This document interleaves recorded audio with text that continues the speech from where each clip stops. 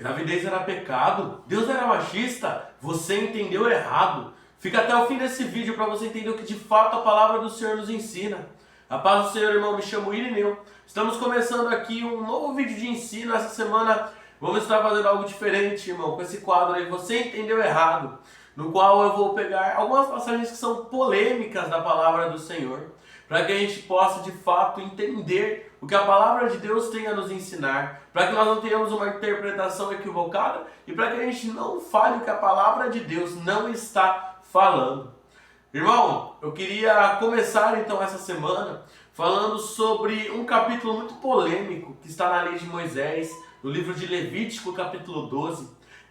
Um capítulo no qual a gente vai estar falando, Deus vai estar falando sobre a purificação de uma mulher após a gravidez, no qual a Bíblia nos fala que a mulher, ao ter o parto, ao ter o bebê, ela fica impura e aí ela tem que passar por um ritual de purificação, sendo 40 dias caso o filho seja um menino e 80 dias caso seja uma menina.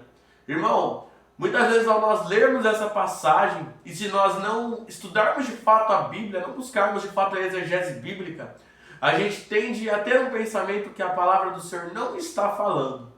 Porque, irmão, a gente tem que entender alguns pontos aqui que são cruciais para nós entendermos essa passagem. Quando a palavra de Deus fala em impureza na lei de Moisés, não necessariamente ela está falando de pecado. Entenda que impureza e pecado, muitas vezes são coisas diferentes. Porque a impureza é uma impureza ritual. Ela se refere ao ato de estar no culto, de poder participar dos sacrifícios no tabernáculo ou no templo. O pecado já é algo diferente. Para você ter uma noção, há muitas coisas na lei de Moisés que eram consideradas impurezas, mas que não necessariamente elas eram pecado, como por exemplo a menstruação, a emissão de sêmen e tocar num cadáver. Tudo isso deixava a pessoa impura, mas não necessariamente tudo isso daí era pecado. Na verdade, nenhuma dessas coisas que eu falei a vocês, esses exemplos, eles são pecados. E a gente entender isso é muito importante, irmão, mesmo que a gente esteja no século XXI, mesmo que a lei cerimonial ela não valha mais pra gente enquanto cristãos, mas é importante saber isso por quê? Porque isso vai nos revelar algo muito impressionante do caráter de Deus e que eu acredito que vai abrir muito os seus olhos e vai aumentar muito o seu amor por Deus.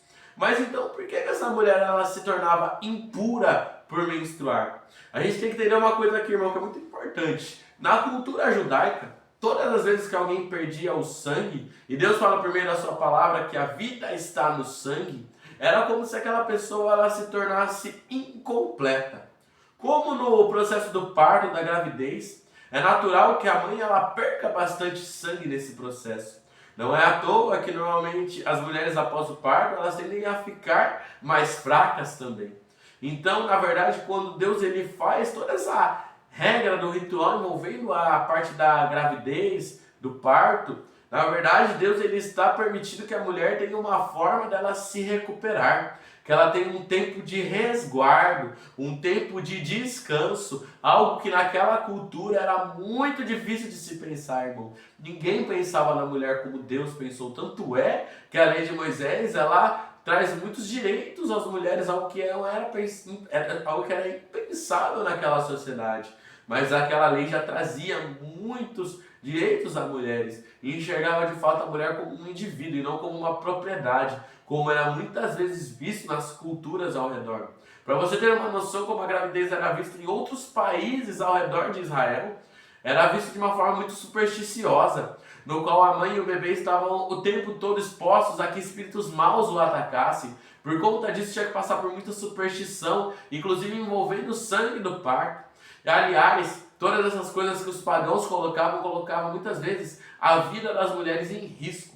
Tanto é que a taxa de mortalidade da mãe e do bebê naquele tempo, nas nações ao redor de Israel, era altíssimo. Algo que era muito diferente. Porque Deus permitia esse tempo de resguardo. O que hoje você chama de licença maternidade, que muitas vezes você pensa que foi o homem que criou, você acha que foi o cientista que criou, o médico que inventou, Deus já tinha dito sobre isso há mais de 3.000 anos atrás. Para você ver como a palavra do Senhor ela é perfeita e muito, muito atual. Mas por que então que o tempo para o menino era 40 dias e o tempo para a menina era 80 dias. Deus está querendo dizer então que o homem vale mais que a mulher, por isso menos tempo para purificação? Não, irmão, não é isso. Você precisa entender. Lembra que eu falei do sangue? O fato do menino ser o dobro para menos, na verdade, da menina, a menina é 80, a menina é 40, é pelo fato de a menina ela iria chegar no ponto que ela iria menstruar. Ou seja, ela também ia passar por um processo no qual ela ia começar a perder sangue. Então esse era o motivo do dobro, porque como a menina ela ia perder também o sangue, então a mãe ela já meio que se purificava tanto pelo parto dela, quanto pela menina que no futuro iria vir a menstruar. Por isso, o dobro do tempo para a menina em relação ao menino. E isso também permitia que a mãe tivesse mais tempo para se recuperar, para renovar as suas forças e poder ficar 100%. Irmão, sabe que essa passagem nos revela o grandioso do caráter de Deus? Que Deus ele é o Deus Todo-Poderoso, o Deus que governa todo o universo, mas Ele não é só um Deus que se importa com as coisas grandes, Ele não é só um Deus que se importa com as coisas espirituais, Ele é um Deus que se importa com você, Ele é um Deus que se importa com a sua condição, Ele é um Deus que ele é tão grande ao ponto de ser o Criador do mundo, mas que pode se fazer tão pequeno ao ponto de se importar até mesmo com a gravidez, até mesmo com a recuperação de uma mãe pós-parto, e com um bebê que acabou de nascer e precisa passar tempo com essa mãe. Irmão, esse é o nosso Deus, um Deus que se importa, um Deus pessoal, um Deus que se relaciona com a sua criação. Irmão, entenda que a interpretação ela é totalmente o oposto quando você se aprofunda na palavra do Senhor. E por isso nós devemos mergulhar mais fundo na palavra de Deus, para que nós possamos de fato entender, aprender e nos aproximar do nosso Senhor. Irmão, eu espero muito que essa passagem possa ter te abençoado, que você possa entender as riquezas da palavra de Deus. E se você ainda não lê a palavra, que você possa vir a ler a partir desse vídeo, porque eu tenho certeza que a palavra do Senhor tem transformação, tem bênção e renovo na sua vida. Se essa palavra te abençoou, comenta amém e compartilha com quem precisa ouvir essa mensagem. Que o Senhor Jesus abençoe muito a sua vida. Amém.